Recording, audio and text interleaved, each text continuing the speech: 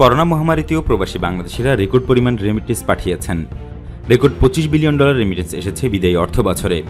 ফলে সদ্য সমাপ্ত 20-21 অর্থ বছরে দেশে $2,477 কোটি 77 লাখ রেমিটেন্স এসেছে, যা তার আগের অর্থ বছরের চেয়ে 36.10% বেশি। দেশে আর কোনো অর্থ বছরে এত বেশি পরিমাণ রেমিটেন্স আসেনি। বাংলাদেশি মুদ্রায় এই রেমিটেন্সের পরিমাণ 2,10,610 কোটি টাকার বেশি। এর আগে কোনো অর্থ বছরে এত পরিমাণ রেমিটেন্স আসেনি বাংলাদেশে।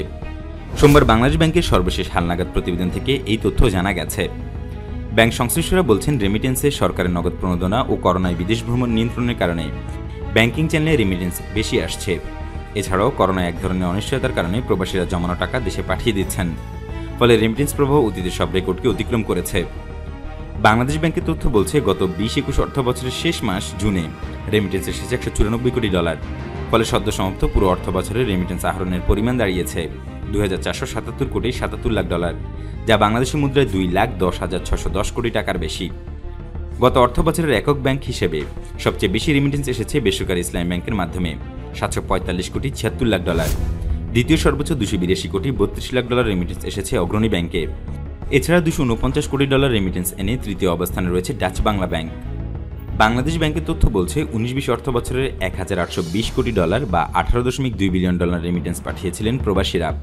অর্থ বছর হিসেবে এটি ছিল বাংলাদেশের ইতিহাসে সর্বোচ্চ রেমিটেন্স আহরণ। রেকর্ড রেমিটেন্স আসায় ইতিবাচক অবস্থায় রয়েছে বাংলাদেশ ব্যাংকের বৈদেশিক মুদ্রা রিজার্ভ।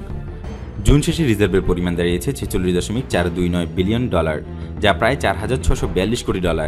প্রতি মাসে $4 বিলিয়ন আমদানি ব্যয় হিসেবে মজুদ বৈদেশিক মুদ্রা দিয়ে প্রায় 11.5 মাসের আমদানি ব্যয় মেটানো সম্ভব। হুন্ডি সহ বিভিন্ন অবৈধ উপায়ে রেমিটেন্স আসা ঠেকাতে নানা উদ্যোগ নেয় সরকার। সে কারণেই 19-20 অর্থ বছর থেকে প্রবাসীদের পাঠানো রেমিটেন্সে 2% হারে প্রণোদনা দিয়ে আসছে সরকার। নতুন বাজেটেও এই সুবিধা অব্যাহত রাখা হয়েছে। অর্থাৎ কোনো প্রবাসী 100 টাকা দেশে পাঠালে তার সঙ্গে আরও 2 টাকা যোগ করে মোট 102 টাকা পাচ্ছেন সুবিধাভোগীরা। এছাড়া ঈদ ও উৎসবে বিভিন্ন ব্যাংক ও মোবাইল ব্যাংকিংয়ের সেবা প্রদানকারী প্রতিষ্ঠান সরকারের প্রণোদনার সঙ্গে বাড়তি 1% দেওয়ার অফার দিচ্ছে। এসব কারণে বৈধ চ্যানেলে রেমিটেন্স পাঠাতে উৎসাহী হচ্ছেন প্রবাসী বাংলাদেশিরা। সরকারের সংশ্লিষ্ট তথ্য বলছে, বিশ্বের বিভিন্ন দেশে 1.25 কোটিরও বেশি প্রবাসী বাংলাদেশি রয়েছেন। দেশের অর্থনীতিতে গুরুত্বপূর্ণ ভূমিকা রাখছে তাদের পাঠানো রেমিটেন্স। দেশের জিডিপিতে সব মিলিয়ে অর্থনীতির অন্যতম প্রধান সূচক রেমিটেন্সের অবদান প্রায় 12%।